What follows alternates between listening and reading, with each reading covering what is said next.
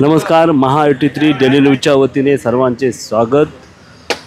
ठाणे पालघर जिल्हा अध्यक्ष अविनाश जाधव यांच्या वतीने आज कोकणामध्ये गुहागर, खेड, रत्नागिरी तसेच मालवण या भागामध्ये कोकणवासियांसाठी मोफत गणेश उत्सवासाठी बसेस सोडण्यात आलेल्या आहेत।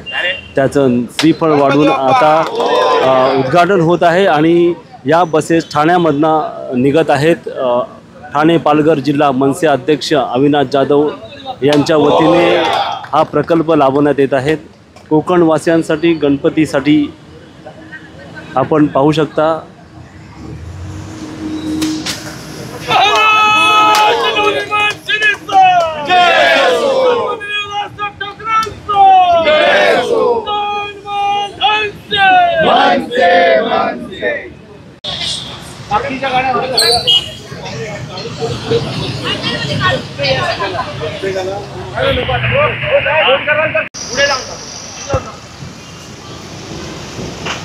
गणपती बाप्पा